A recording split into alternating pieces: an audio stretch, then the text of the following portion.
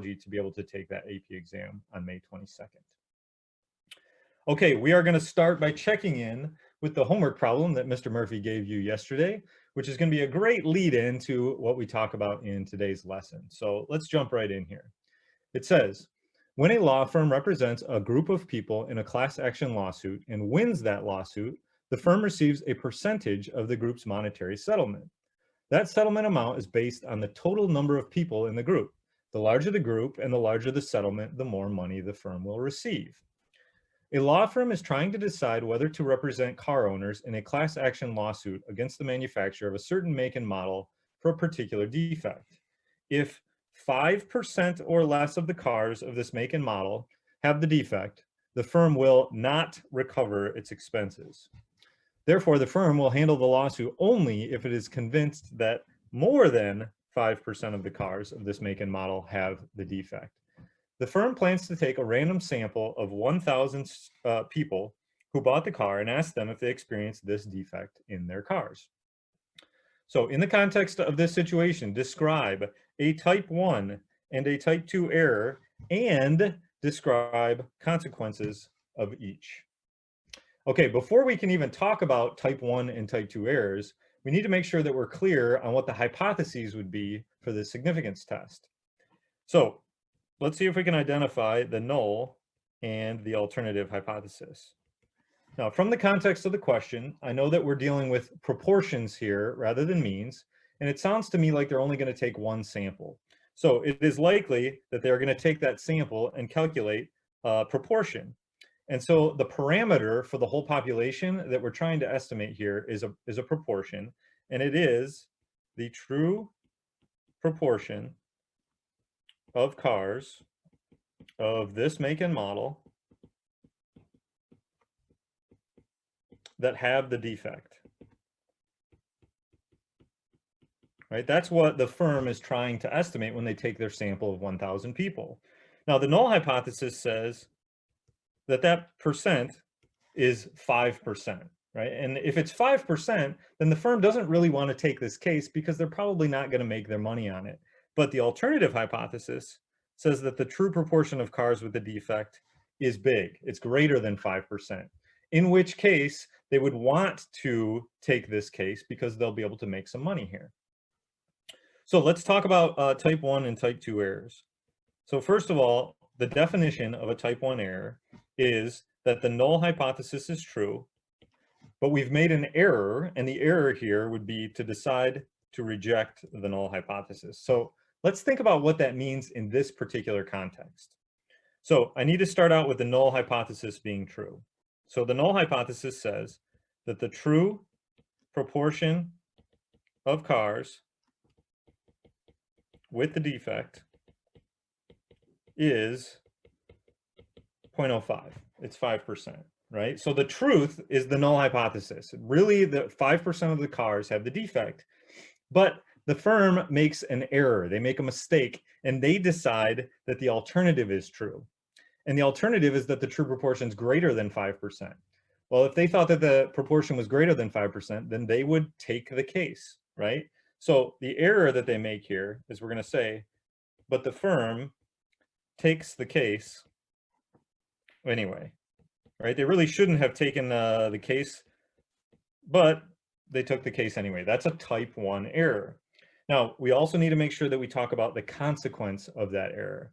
Well, in this particular situation, the firm really shouldn't have taken the case, right? They take the case, they shouldn't have. They are very likely going to lose some money here. They're not going to be able to recover their expenses. So the consequence is that the firm does not recover its expenses. So the firm is going to end up losing some money here. That is a potential consequence if they were to make this particular error. Now that's a type 1 error. Let's now talk about a type 2 error. And the definition for a type 2 error is that now the alternative is actually true, and the mistake now is to fail to reject the null hypothesis. So let's go ahead and put that in the context of the problem. Now we need the alternative hypothesis to be true. In other words, the true proportion of cars with the defect is now greater than 5%, greater than 0.05. But the firm makes a mistake and they go with the null hypothesis, which says that it's only 5%, in which, in that situation, they would not take the case. So the mistake or the error that the firm would make here is, we're going to say, but the firm doesn't take the case.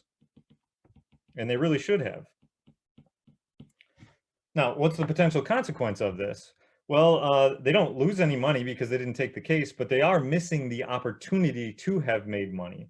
So I'm going to say that the consequence here is that the firm is missing a chance to make some money.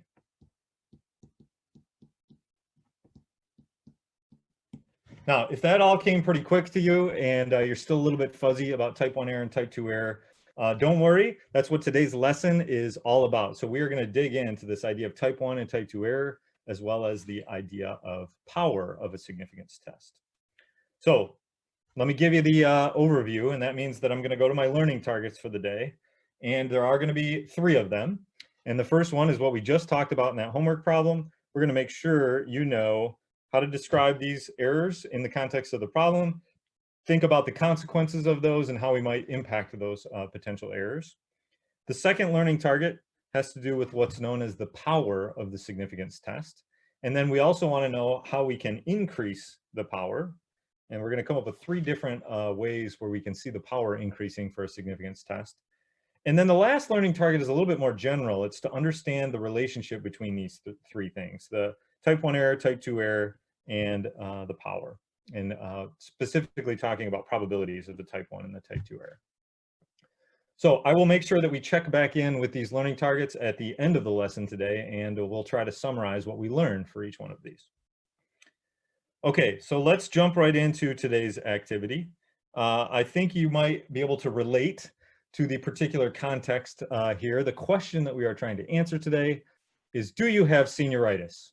The senioritis 20 virus. And so here's what the problem says, if you can follow along with me here.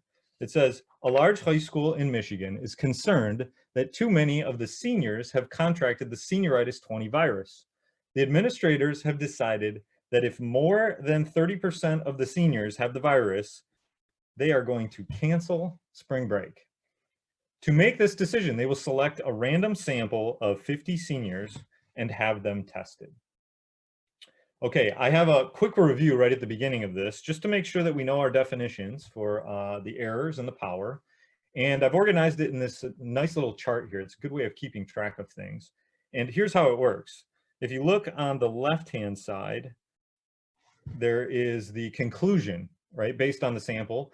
And when you do a significance test, like you've done with Mr. Murphy all week, there are only 2 choices in the end. Either you get a p-value that is small and you reject the null hypothesis, or you get a p-value that's large and you fail to reject the null hypothesis. Those are the only 2 choices. If we look up here, this is the actual truth. And once again, there are only 2 possibilities. Either the null hypothesis is true or the alternative hypothesis is true. And so there are 4 different scenarios that we need to think about here for each one of the 4 boxes and try to decide first, is that a good decision or did we make an error there? And so I'd like to start in the column where the null hypothesis is true. So let's just assume the null hypothesis is true, and let's think about each one of these decisions and try to decide which one is the correct decision. Well, if the null hypothesis is true, we don't want to be rejecting the null. We want to fail to reject the null. That would be the good decision, right? So when we reject the null, this is a mistake or an error. In fact, this is exactly what a type 1 error is. So go ahead and label that in the top left box there. Now we said that if we fail to reject the null, that's a good decision. Well, we don't have a specific name for that. So I'm just going to put a big smiley face here because that means we made the good decision, right? Now let's move over to the second column where now the alternative hypothesis is true. And in this case, rejecting the null hypothesis would be the right thing to do. If the alternative is true, we would want to reject the null. So our smiley face goes here. And then the bottom right would be a mistake, right? If we failed to reject the null, and sure enough, that is a type 2 error. Now, we do have a special name for this one in the top right. This particular smiley face that we have here is what's called the power of the significance test. And we're going to talk a little bit more about that at the end of the activity today. But I want to start by thinking about this type 1 error and type 2 error. And so one of the ways to remember the definitions is to know this chart. Right? You can see this chart. The other way that I try to help my students is just with like what I call the short definition. So let's give the short definition of each one of these errors, okay? The short definition of a type 1 error is that the null is true and we've made a mistake. And the mistake here would be to reject the null hypothesis. There's your short definition of a type 1 error. For a type 2 error, now the alternative is true. And we've made the incorrect decision or an error here, and that error is to fail to reject the null.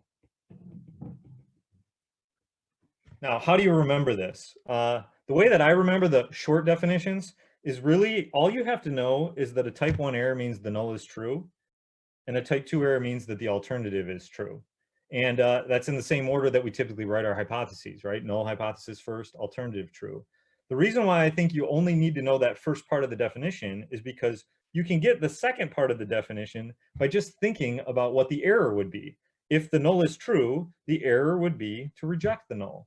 If the alternative is true, the error would be to fail to reject the null. So the only part you really have to remember is what's actually true for each one of those. For a type 1 error, the null is true. For a type 2 error, the alternative is true. Okay, with that quick review out of the way, I think we are ready to jump into the context here about this high school in Michigan where they've got this senioritis problem and the administrators are going to go take a sample and do a significance test to decide what they want to do about spring break. So we're going to start with the hypotheses here and an alpha level of 0.05. Now, we're definitely in the world of proportions here rather than the world of means. And it is a 1 sample problem rather than a 2 sample problem. So the parameter in this case is going to be a proportion and only 1. So we're going to say P represents the true proportion of all seniors at this high school with senioritis. Right, that's the parameter that we're trying to estimate for the whole population of all seniors at this school. And the null hypothesis here is going to say that the proportion is 30%. And the administrators are trying to find evidence that the true proportion is greater than 30%, in which case we're in trouble and we need to cancel spring break. So I think it's important to just think for a moment about what these hypotheses actually mean in words. And so for the null hypothesis, if we're saying P equals 0.30, that means that all is safe, right? If 30% have senioritis, that's okay. It's when it's greater than 30% that we're in trouble. So I'm going to say down here for the alternative, danger. That's the dangerous situation. And that's where the administrators are going to decide to cancel spring break. Now, if the null is true and all is safe, they're not going to cancel. So I'm going to add here that they don't cancel spring break. Okay, now that we have our hypotheses clearly defined, we are ready to talk about errors, type 1 error and type 2 error. So let's start with the type 1 error. And remember, for a type 1 error, the short definition is the null is true and we've made a mistake. The mistake would be to reject the null hypothesis.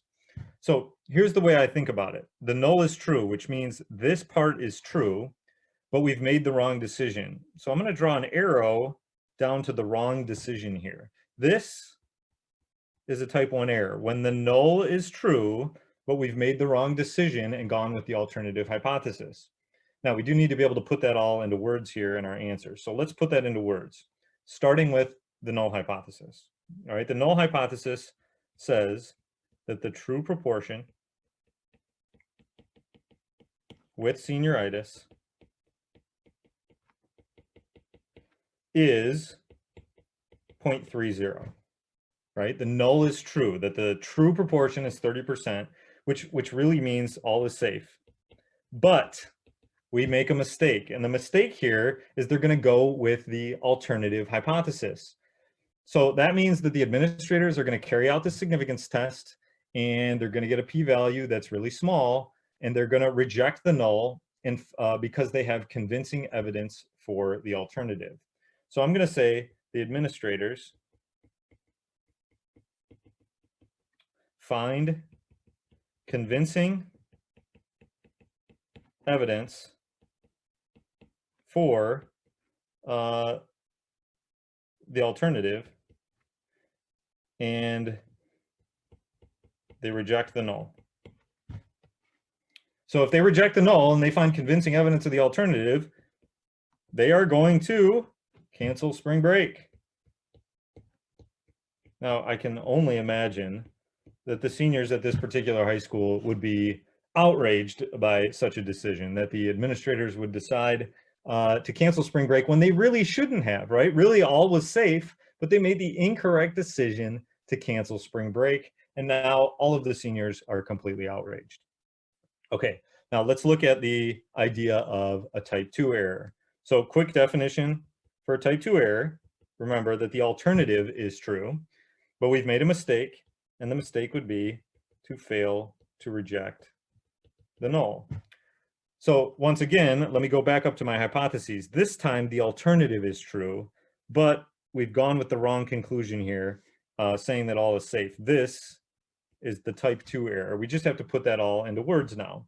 So let's start by stating that the alternative hypothesis is true, which says that the true proportion with senioritis is greater than 0.30, right? Greater than 30% with senioritis. This is the danger scenario. So that's the truth. The truth is that we're in a dangerous scenario here, but the administrators are going to make the wrong choice here, and they don't find convincing evidence for the alternative, and they fail to reject H null. So that means we're up here. This is what they decide. They decide not to cancel spring break. So don't cancel spring break. Now, from the perspective of the seniors, they would be completely fine with this error. Even though senioritis is high, they're still allowed to go on spring break. But let's flip our perspective now and think from the perspective of the administrators. It says from the administrator's perspective, which error has more serious consequences? Well, definitely here, type 2 error is the one that the administrator wants to avoid, because that's the case where senioritis is actually very high and it's dangerous, and they still send kids off to spring break, where we know the senioritis is going to get much, much worse. So we're going to say here that the type 2 error is the one with the more serious consequences. And the reason why is the senioritis is at dangerous levels. But they do not cancel spring break. And we know if that were to happen and all the seniors were to go off to spring break, when they come back, the senioritis will be even worse, right? So the consequence is that senioritis will get even worse.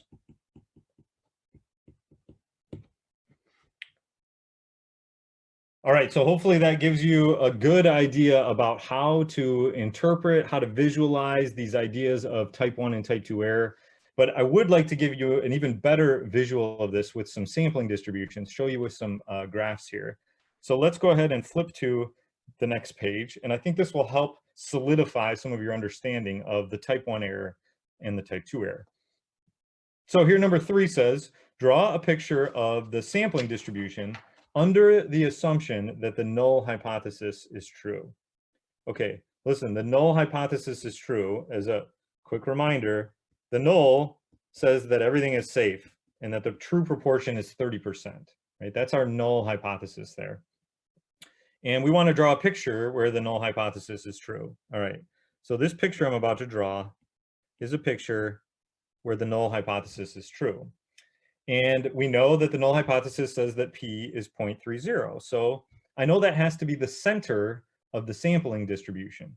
And we have this normal condition that we can check, which would check the expected number of successes and failures, both of which would be greater than or equal to 10, which is telling me that I'm going to have a relatively normal distribution here. So I'm going to do my best to draw in a normal distribution. And I want to make sure that it's centered at 0.30. So I'm going to be careful here. I want it to be centered about 0.30. So it looks to me like 0.30 is about the center of this normal distribution. Doing my best there to make sure that the center is at 0.30. So there is the sampling distribution under the assumption that the null hypothesis is true. Now let's think about this. The administrators, they go out, they take a sample of 50 seniors, they get the sample proportion back, and they do a whole significance test, and they have to get a p-value. Now, if they go out and they get a sample proportion of, say, 50% when they take their sample, right? Well, that's very, very high, and the test statistic is likely to be very high, and the p-value, which is this little area here, is very likely to be small. And so what would the administrator do in that case? Well, in this case, they would definitely reject the null hypothesis, right? If they had a small p-value. And actually, the p-value maybe could be even a little bit bigger than that, as long as the p-value is less than 5%, right? And so 5% would be this area right here. Now, we can actually figure out what would be the cutoff value, and it turns out the cutoff value is like right here. If you got a p-hat value of about 0.407, anything bigger than that would give you a p-value less than 5%, and you would reject the null hypothesis. Anything less than that, and you would fail to reject the null hypothesis.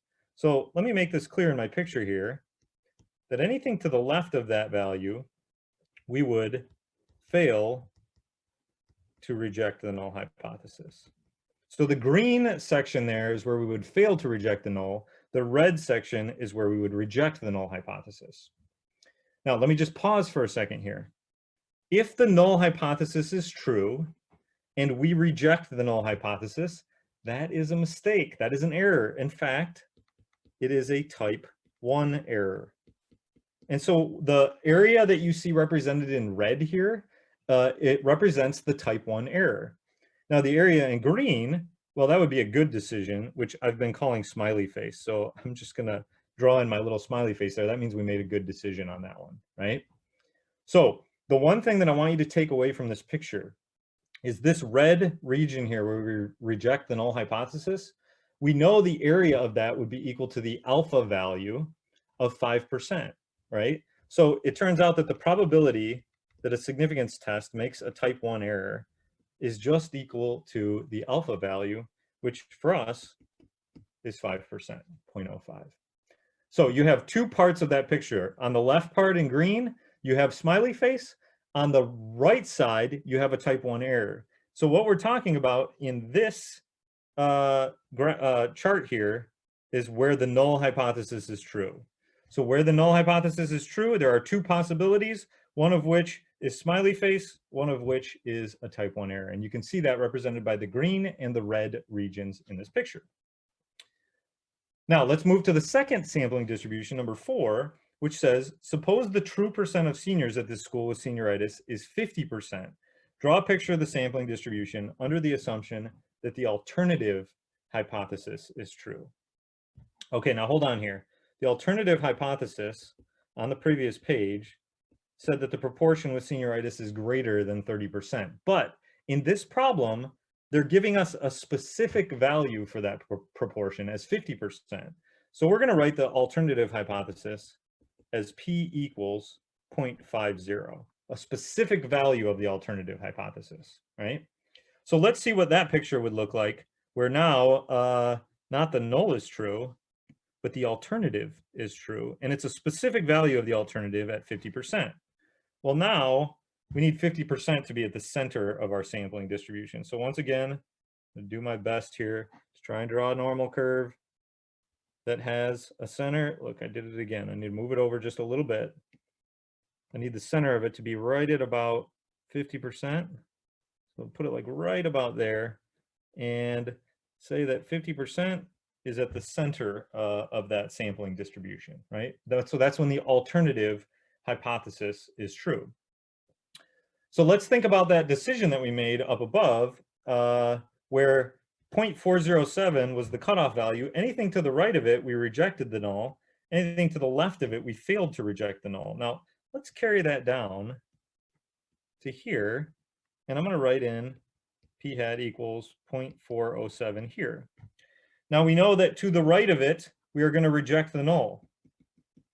Well, in the case where the alternative hypothesis is true, rejecting the null is actually the correct decision to make.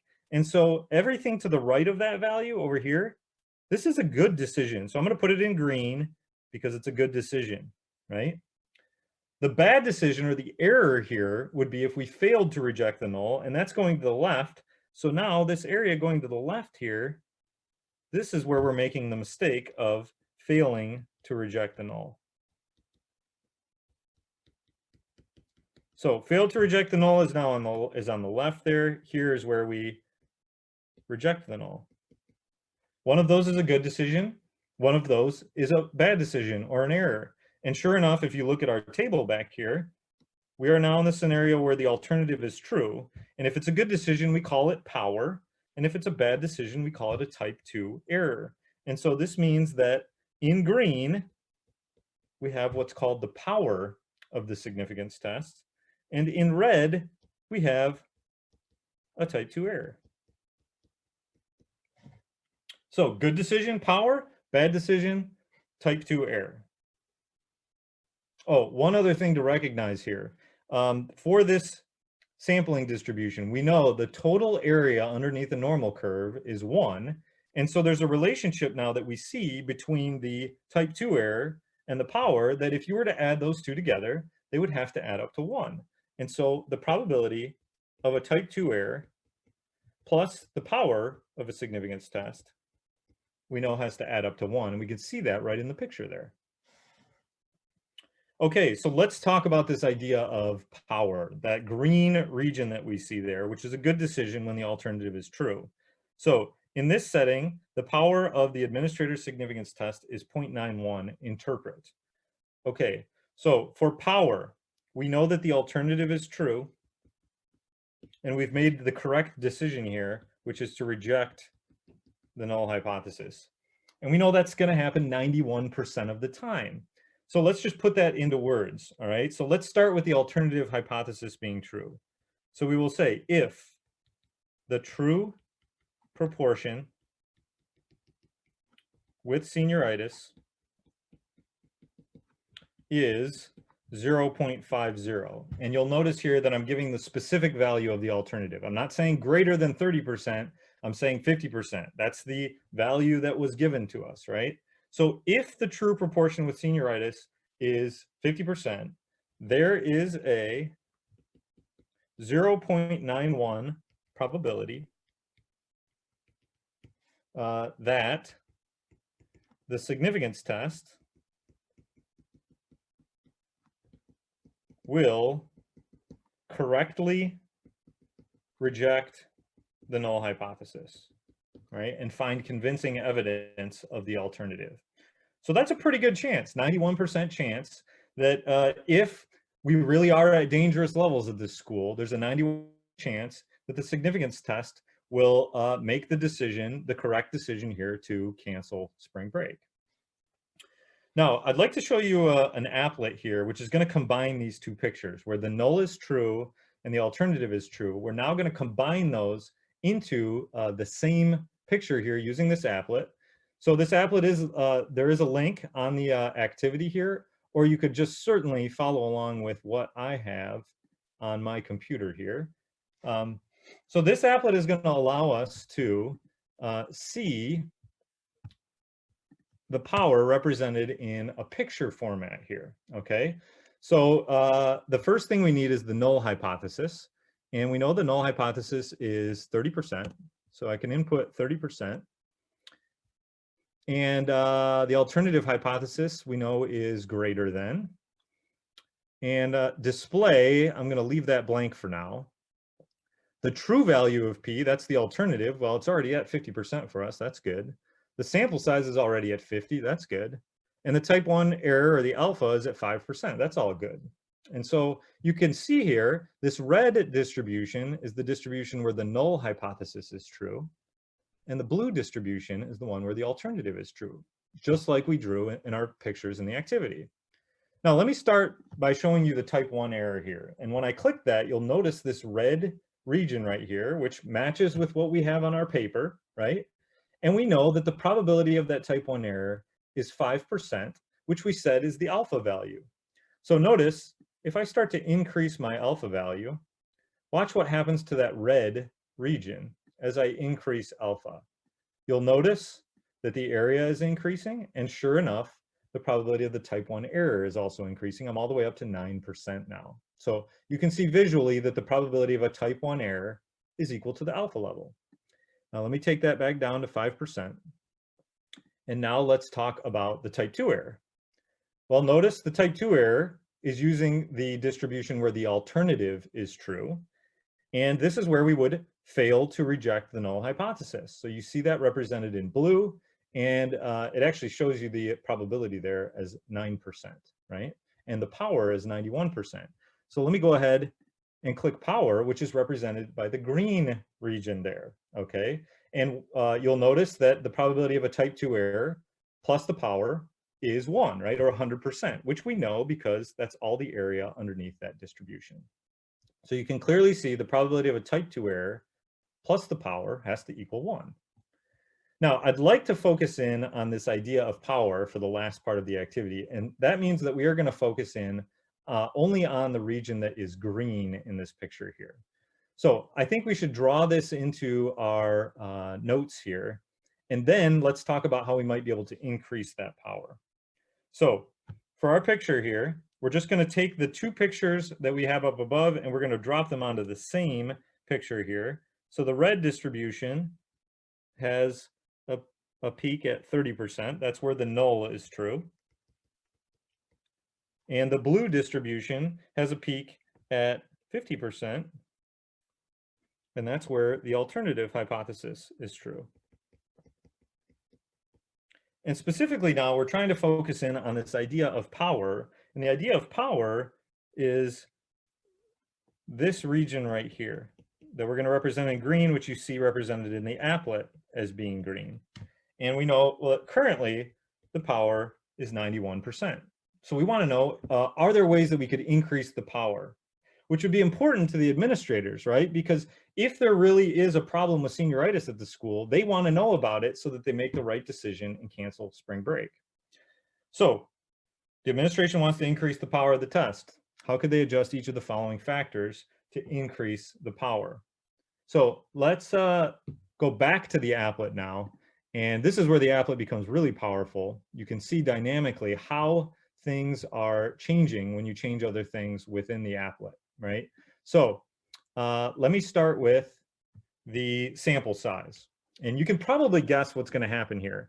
If you want your significance test to make the correct conclusion at the end, do you think it would be better to have less or more in your sample size? And I hope you say that you would want a higher sample size. So notice what happens when I start to increase my sample size. As I increase the sample size, what's happening to that power? Now I've got power all the way up to 99%, right? So clearly increasing the sample size is going to increase the power. And the two things that are happening, now notice this again, let me go back to 50 and watch what happens as I get a bigger and bigger sample size. What's happening to the distributions is they are getting skinnier, right? So there are less area in the tails. And you'll also know notice this cutoff value is actually moving to the left, which is also increasing our green area there. So number one way that we can increase the power of a test is to just increase the sample size. All right, that's number one. Number two is what can we do to the alpha level? Well, let me go down to the alpha level here and let's look what happens when I increase the alpha level. So watch what happens. Increasing the alpha level. Well, you'll notice that the distributions aren't moving, but this cutoff value where we reject the null hypothesis is moving, and it's moving further and further and left, which is increasing our power. And the reason is because when we move this cutoff value to the left, it's increasing the chances that we would reject the null hypothesis, which, if the alternative is true, is a good decision. That's our power. So it's becoming easier to reject the null, which increases our power. So number 2 way that you can increase the power is to increase the alpha level. Now, the third way, and this isn't something that we necessarily have control over, but I'd like to think about this alternative value for P, which is 50%. Watch what happens if the alternative value for P is bigger than that. Well, very quickly, the power gets very, very strong, 100%, right, by the time I'm at 0.71. And this seems to make sense, right? If the true proportion of the seniors that have senioritis is 70%, I sure hope our significance test will be able to detect that by rejecting the null hypothesis. So the idea here is that the alternative value is getting farther and farther away from the null value, right? Which is increasing our chances of making a good decision. So that's number 3, is to increase the distance between the null and the alternative values in our hypotheses. So let's capture that idea in the last question here in the activity. Sample size, what do we want to do to the sample size? We want to take n and we want to increase it. Okay, alpha level, we decided if we want to increase the power, increase the alpha would increase the chances that we reject the null, which would increase the power.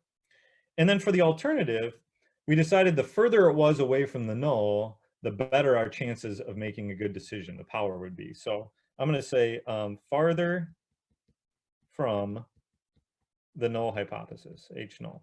So those are the 3 ways where we can impact the power of a significance test.